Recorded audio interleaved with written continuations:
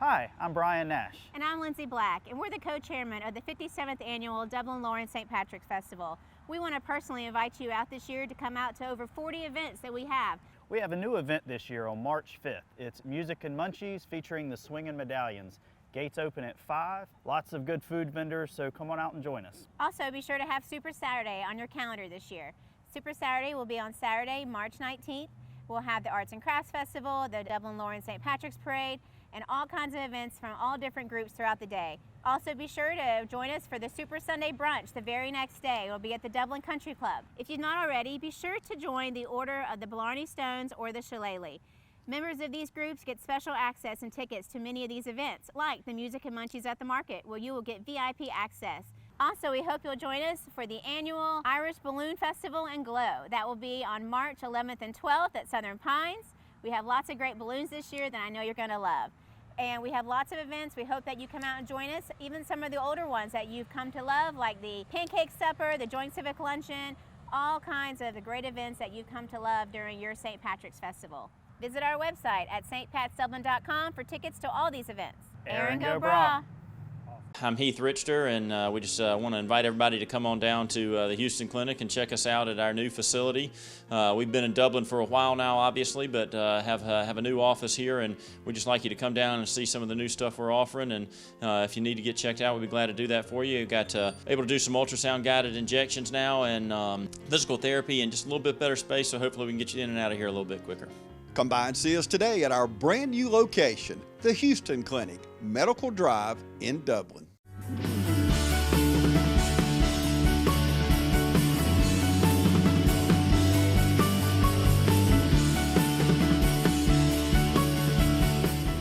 Welcome to Chamber Talk. We got a great show for you today. I want to welcome my good friends with Georgia Power. I've got Bill Glisson with me today and Cy Allen. Gentlemen, thank you so much for taking time out of your schedule to join us today. And we're going to talk today about all the different aspects of Georgia Power and the different things that you guys do in our communities. And if you'll stay with us, I think you're going to be really surprised to learn all the different roles that the teams from Georgia Power play in our communities to make a better place for us to live, work, and play. Bill, I want to start with you for just a second, and I want to say congratulations to Georgia Power. You guys were the Chamber of Commerce Large Business of the Year. There's a lot of things that went into that award, and on behalf of the Chamber and our Board of Directors, thank you guys for your investment in the community and all the different roles that you play in our community. Well, thank you, Heath. We appreciate that award, and we want to be a citizen wherever we serve, and that's whether it be donating people power or financial resources to better our community. Well, and I love that citizen wherever we serve. I remember those remarks even the night we were doing the award, and you guys certainly are. Want to mention Jay Studstill, great community partner as well. He's not here with us this morning, but Jay's been great. I know since I've been here and long before I got here in Dublin, Lawrence County. Seems like whatever we need most of the time, if it's going to better this community, the answer is always yes with Georgia Power. So. Yeah, Jay takes an active role in the community, always has. He supports not only our education initiatives, but our workforce initiatives. And yeah, he's a great resource for this community, as well as Mickey Daniel, who is our community development manager. I mean, he supports obviously the Chamber and also the Development Authority, and Brad Duke, who is our key accounts manager. So, and we've got a array of other folks that are involved also, and I don't want to leave anybody out, so I'll just leave it at that at the moment. I think so, and I like to pick with Mickey a little bit, so that's my golf buddy. We've got to get out and hit the golf ball a little bit. Si, you're not here locally in Dublin. That's right. As much, but still a very absolutely important team member of Georgia Power. Tell us a little bit about your role with Georgia Power. Sure. So I'm the customer program supervisor in our renewable development organization. So I work out of Atlanta. So love the opportunity to come down here and talk to you today about renewable energy. And my team specifically focuses on non-installation programs. So programs where customers of Georgia Power Company can participate in renewable energy without actually having solar installed on their home or business. And lots of renewable energy that you guys are providing. And I think we're going to see growth certainly in some of these areas in the very near future. So we're going to talk about that. Let me jump back over, Bill, to you real quick. So locally, workforce and education, and I want to say thank you as well. Bill also serves on our chamber board, on our board of directors there, so thank you for that time. Absolutely. And so in that role, you see and hear even more the need for workforce on a local level. You know, what are your thoughts on workforce here, and maybe any ideas or ways that we can address some of those needs? Great question, Heath. I work primarily in our education sector, but we're part of our overall education and workforce development group. Workforce is a common theme, or the challenges of workforce is a common theme, not just in Dublin, Lawrence County, but the state of Georgia. So the way that I see us focusing is connecting and building bridges between the education sector and also the business sector. Have more externships, internships, those types of offerings for our students to let them know what's available out there.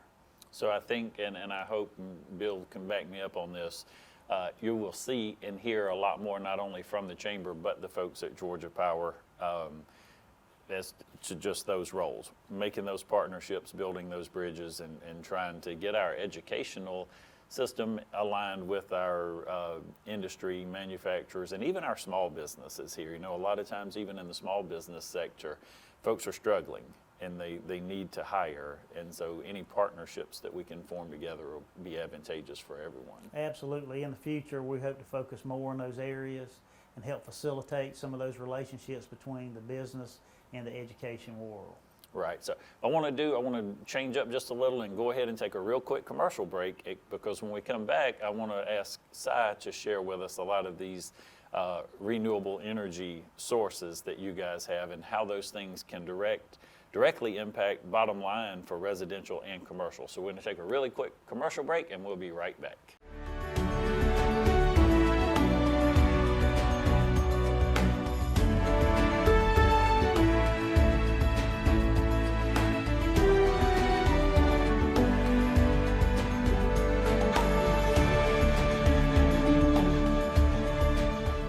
Hi, I'm Dr. Daniel Avery. I just want to say how excited I am to have the opportunity to work here at Central Georgia Primary Care. I'm just a stone's throw away from where I was previously, right next to Paul's Tire. You can call to get an appointment at that phone number, or you can come by and we'll be more than happy to get you scheduled. My name is Phil Patel.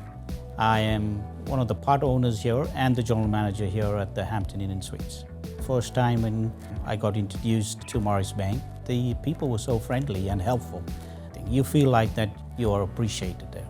At Morris Bank, everybody down at the bank is so friendly, and not just to myself, they're just friendly to everybody. They want us to succeed because our success is their success at the same time. That makes a lot of difference, and they're always there for us. Welcome back to the show again, gentlemen. Thank you for taking time to join us. So I want to jump right into this and say, you know, solar is one of, we had a program even a few weeks ago with some of our local EMC folks to talk about solar.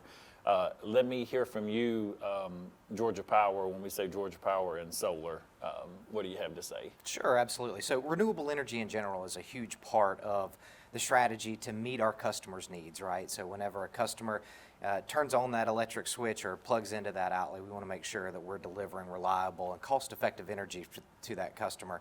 And it's very important that we look at how we meet those needs, and we look long-term. We plan for 30-plus years, looking at a variety of different resources, whether it be our traditional generation resources, such as coal or natural gas, or some of the more recent trends we see with renewable energy, such as solar, wind. Hydro has been very prevalent here in the state of Georgia for a number of years, as well as the nuclear facilities that we're hopefully wrapping up soon over at Plant Vogel. So it's a portfolio approach, looking long term. There's no silver bullet, but renewable energy does play a key part of that.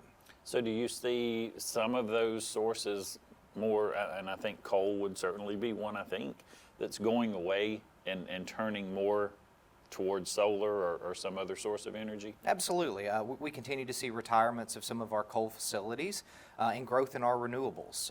We're predicting that we're going to be adding a significant amount of renewable energy over the next 10 years. And I think that's going to play a critical role in meeting the future needs of having that clean energy serve our electric grid and all of our customers. So can you share some advantages, disadvantages maybe of the different types of sources of energy? Sure, yeah. So when you look at renewables in general, oftentimes here in Georgia, we see solar as a big piece of that, right? Tremendous solar resource here in the state of Georgia, and Georgia Power works continually to develop that renewable resource, whether it be our non-installation programs and supporting our customers who may want to participate that way, or large commercial solar farms where that energy provides the energy to the electric grid. Some of the challenges with that is intermittency, right? The sun doesn't always shine. And nighttime, of course. So we have to have a strong portfolio of resources that can serve that nighttime load, but also the solar during the day that can help serve energy when the sun is shining. So it is a portfolio approach. There's pros and cons to every resource, and that's why we look at it as a portfolio. So, and this may be, I don't know if it's the right time to ask this question, but the renewable energy credit. Explain that to our viewers and how that works. Right, yeah. So renewable energy credit is a certificate, a kind of a virtual certificate. So whenever a solar resource produces a megawatt hour of energy, so that's a rather big unit of electricity that goes on the grid, it produces a renewable energy certificate. And Georgia Power actually provides the option to sell renewable energy credits to our customers via the Simple Solar program. So it is a program where customers can sign up for clean energy without actually having the installed solar on their home or business. So a great option for customers who want to support renewables by purchasing renewable energy credits so they can claim that green benefit that they're getting from Georgia Power without actually having the installation. Okay, I may sound totally out in left field when I ask this question, but solar energy, and if I have solar panels at my house, and, Sure. and I know at least enough to say in a majority of my energy is provided through solar, but never 100%. So I want you to touch on that, because that's a misconception people have that, well, if I have solar, I don't need any other source of power. But is it fair or is it right to say that my energy could be used in your home or someone else's home, that the energy that I don't use? That's right. Yeah, so we do have different programs where if a customer installs solar on their home or business, they can either use that energy to avoid buying energy from Georgia Power Company, or they can sell that energy back to the electric grid that would go to serve all other customers. In reality, it kind of comes back in through the meter and serves them, but it is an option for them to sell that power back to the grid. But we see that customers who install solar panels on their home or business, they also have to combine that with energy from Georgia Power Company. It's hard to have 100% off-the-grid system without significant battery storage, so it is a partnership with a customer who has solar installed on their home or business and purchasing energy from Georgia Power Company. Okay. Bill, what do you think locally? How would this impact us, or do you see it impacting us in a positive or negative way? Do you see more solar maybe coming to Dublin and Lawrence County, or do you think maybe that's a little more around us? Well, Heath, I get asked by parents and folks in the community all the time about solar. Obviously, I'm not an expert like Si is, so a lot of times I'll have to call Si or refer them on to someone else. But just from my perspective, it gives the customer options. It gives them option, and they'll have to do the research on it. And we've got individuals like Si Allen and other folks in the company that can give them some information so they can make a good educated decision. And Heath, I just want to add on to that. I mean, Georgia Power wants to be the partner with our customers, whether they're making a decision to do energy efficiency or lighting retrofits or doing a solar installation on their home or business. We want to make sure they're getting the right information and they're looking at it from a holistic perspective. They're understanding the terms and conditions of either one of our programs, or if they partner with a third party, solar installer, they understand truly what the commitment is. So that's where we want to be partners. We have great information on our website, www.georgiapower.com/solar, or they can reach out to our customer care center through our 1-800 number, 1-888-660-5890, where we have a solar representative that can help you work through some of those options. And I would say, just like you mentioned, the website. You guys have a ton of information on that website. Si, talk to me a little bit about maybe how much does the lay of the land determine the best use of energy sources, whether it be solar or any other type of energy? Sure, yeah. So for large commercial installations, when you look at utility scale, right? South Georgia has been a fantastic landscape for large generation projects. We've seen a lot of large utility scale solar projects that sell energy to Georgia Power Company locate here in Middle and South Georgia.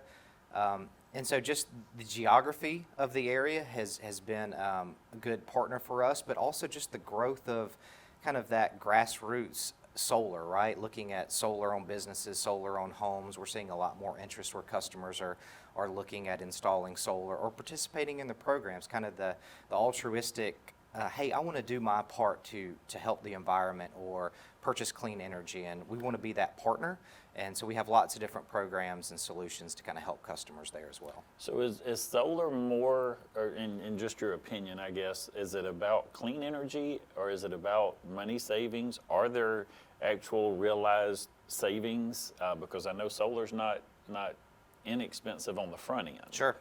Yeah, so for a commercial or residential customer, there are some potential bill savings, but there's a lot of things to look at.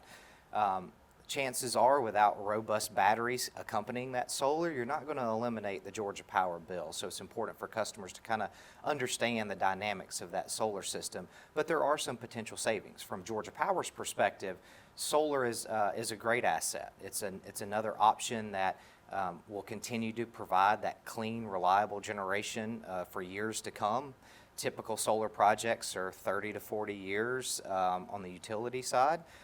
So we see that as a long-term solution that will help keep costs low and maintain that reliability for our customers. And so solar panels, if they're, and I know like on your roof, does the panel go bad or have to be replaced, or once you have one until, and if you replace your roof, do you buy new solar panels then, or do you put your same panels back in? How does that work? Yeah, so typically for a residential installation, you're looking at a 20 to 30 year commitment, right? So customers can install solar. They have inverters, which convert the DC power from the solar panels to AC power, which is what we use in our homes and on the electric grid. So typically you have to replace that inverter about halfway through the useful life of the system. So anywhere between 10 to 15 years you have to replace the inverter, and so there's a cost associated with that. Or as you mentioned, if you have to replace your roof, you'll need to take those panels down.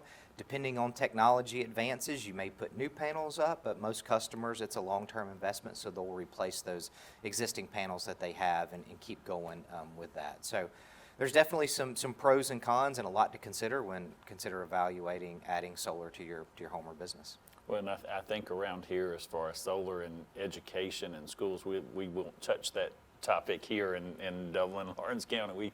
We have a little bit of issues. Some folks are not happy, and some folks may be happy with solar at our school. So we're going to leave that topic alone today, and as far as education goes and talking about solar. But some of the other sources, you mentioned a little bit of hydro and nuclear. What other sources of energy are you guys involved in? Sure, yeah. So every 3 years we submit to our Public Service Commission, which is our regulatory commission that provides oversight for Georgia Power Company. We submit a 20-year plan where we look at how are we going to meet the needs of our customers for 30 years. And within that plan, we evaluate all options. We look at nuclear, we look at renewables, we look at biomass. There's a very strong pulp and paper industry here in the state of Georgia that can help support biomass. Wind historically has not been a very robust resource here in the state, but we're looking at how can we bring wind to the state as well in terms of a pilot or demonstration project. hydro has been prevalent for many years along some of our major waterways in the state, and we continue to leverage that resource as well. So lots of different resources. There are pros and cons to each of them, but we evaluate those as part of a holistic plan of how we're going to meet those needs for years to come. Okay, so I don't know which of you may want to address this, or you may say, let's leave that one alone.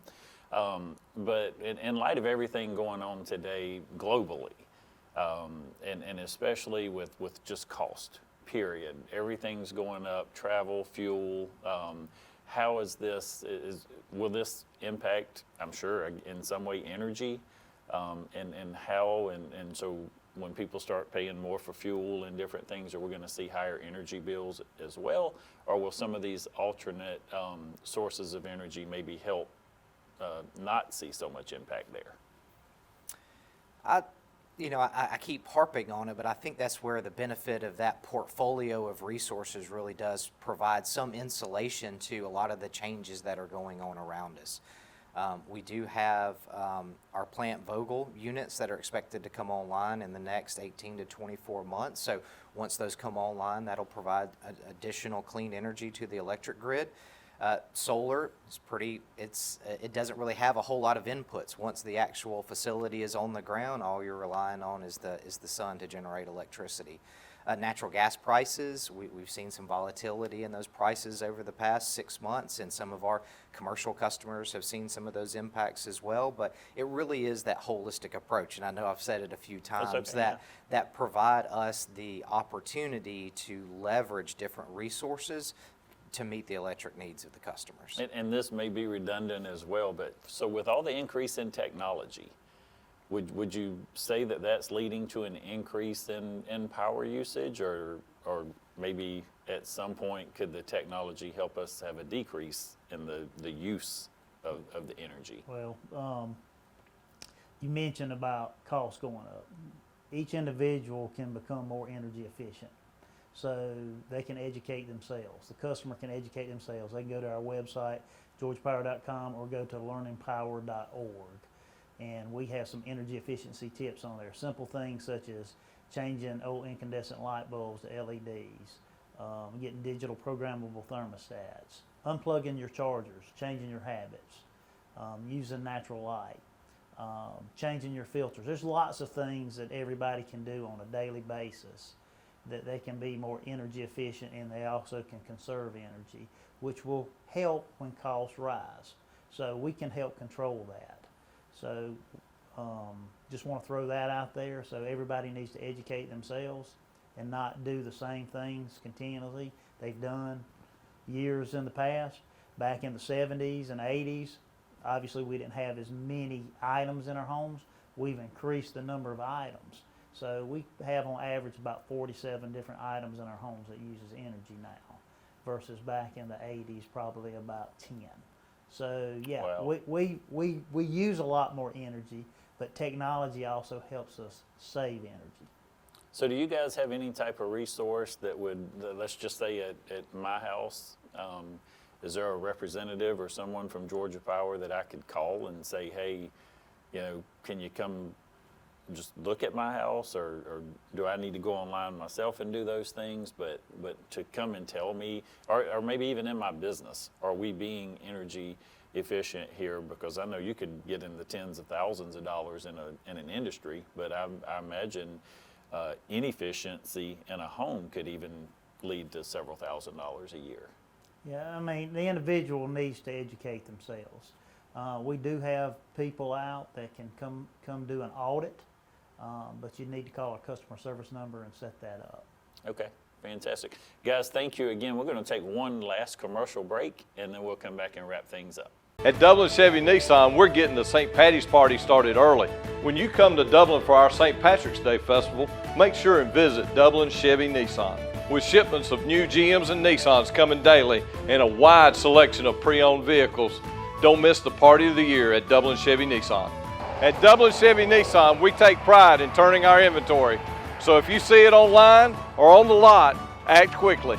And remember, Don sells trucks well at Dublin Chevy Nissan. The City of Dublin Natural Gas provides the most cost-efficient source of energy available today. So for your home, choose the most natural resource. Safe, clean, efficient. All new subdivisions around the Dublin area have natural gas available. Start reducing your energy bills today with Dublin City Natural Gas Department. Natural gas, the smart choice. Call 277-5048 today and let us help you start saving today. It's never a bad time to get what you need at Roach Farm and Garden. Stop worrying about food shortages. Roach Farm and Garden has every type of seed and fertilizer to ensure you have the best garden available.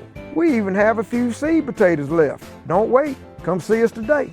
Is hunting season ever really over? Nope. Keep those feeders going with Antler Extreme 4S 80M feed. We also carry salt and mineral blocks. Improve your wildlife on your farm or hunting club with some predator control. Roach Farm and Garden has the traps and supplies to get you started. Did someone say feed? From horses to chickens and everything in between. Roach Farm and Garden carries all the feed and all the pet supplies you will ever need. Carhartt pants and jackets, bibs, and full line of Georgia boots. Come compare our prices. Looking for a gift or finishing up a honey-do list? Roach Farm and Garden has grills, cookers, fire pits, and patio furniture.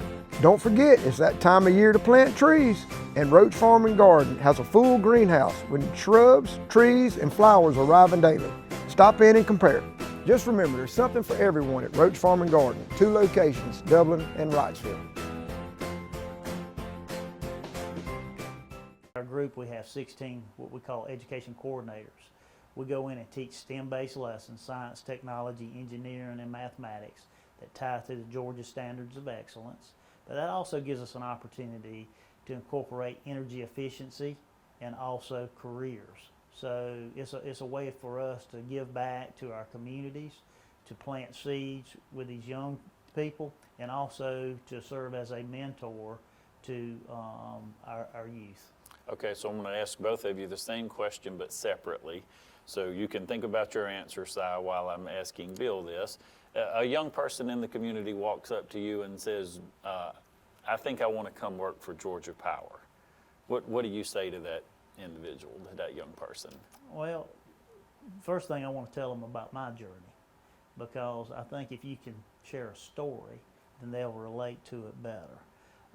Then I want to find out what their interests are. So a way they can find out about their interest is something called U-Science. So if they're a middle school or high school age, they can utilize that resource, and it ties aptitude and interest together.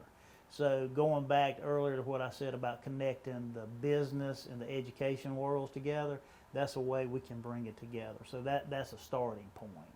And then obviously, if that individual's interested in an internship and they're a rising senior, say in our lineman program, then I can connect them with the right person in the company that we can allow them to apply for that position as a lineman and go through that program.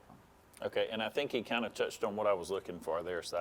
What different opportunities are there? So maybe somewhat, how did you get to be where you are doing what made you say, I want to go work at Georgia Power because I want to do this? Is that where you actually started, or did you start somewhere else and kind of evolve into this position? So what opportunities do you see there? Sure, yeah. So like you said, everyone has their story. I started out reading meters, where I went to homes and businesses to read the meter to calculate the electric bill every month. And I did that but right before I started to go to college, and received a lot of great mentorship from folks within the company to help me grow my career, as well as continue to focus on school. So I had a lot of great mentorship within the program. It really is a family environment, and the company has been fantastic to work for, provided a lot of opportunities all over the state. And I'm more of in a corporate support role, but I do spend a lot of time out in the communities talking to customers, kids, youth, understanding what's important to them and how we can shape our business and how we can grow our business and bring folks in, some real bright people. So So it was a fantastic journey for me, and I would highly recommend it. It's a wonderful company. So Bill, if someone's watching the show, whether it be a parent or a child, and they think, well, I'm not sure what my career interests are, but maybe Georgia Power, talk to me a little bit about maybe educational requirements, or if there are certain educational requirements, and then maybe some benefits and salary expectations that these folks could look forward to. Well, you got to be 18 years old. Okay. Certainly, you don't learn how to be a lineman or so in high school. So no, but we do have apprentice programs that rising seniors can apply for, and they are placed at different locations statewide. Okay. And if that individual is successful in that internship program, then we can actually provide an opportunity for them to go to the ELAC program, as it's called, over at Southwest Georgia or Northwest Georgia Technical College. With that being said, for salaries, obviously there's an array of salaries. So, you know, I don't want to quote a specific figure, but you start out at a very good salary. Benefits are great. You have full benefits if you come work for Georgia Power Company, which is very important. Medical, dental, vision, medical, retirement. health, retirement, yes, all those things. So obviously I'm not an HR expert, and we can put them in touch with someone in recruitment if they are interested in Georgia Power Company. And I'm sure you guys help with advancement within the company, because you certainly invest outside the company in the communities in furthering education for folks that are interested, whether it be scholarships or sponsorships or different types of funding. Excuse me. You guys are great investors and great community partners. They're, again, a citizen wherever you serve. So, Si, I want to say thank you again for coming today. My pleasure. Thank you for having all me. of your hard work, and Bill, certainly all the hard work you're doing here in Dublin, Lawrence, and we're working together, and hopefully we're going to see some advancements here and some of those partnerships and bridges that we were talking about building. But thank you guys for helping us, and thank you for helping us make today and every day a great day for business in Dublin and Lawrence County.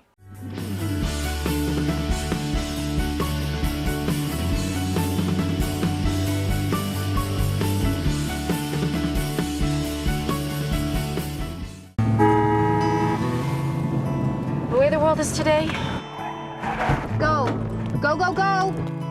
things just seem so out of control. That's why the things we can control are so important. That's why we're members of our electric co-op. The whole reason the co-op exists is to bring us the electricity we need. So they look out for us. They invest in the best technology you can get, just to keep the power on. Not because they have to. They actually do it because it's the right thing to do. The diesel and automotive technology programs at Oconee Fall Line Technical College are hands-on and can be completed in a year and a half or less. Students gain valuable experience working on state-of-the-art equipment and training aids, and even maintain the college's diesel truck and vehicle fleet, which allows them to see the real-world issues they'll encounter on the job before they graduate. During labs, students are exposed to every part of the automobile or diesel truck and are required to put the theories they've learned in the classroom and during lectures into action. OFTC's diesel program is certified through Daimler Trucks of North America's Get Ahead program, which allows students to add certifications to their resume before entering the workforce.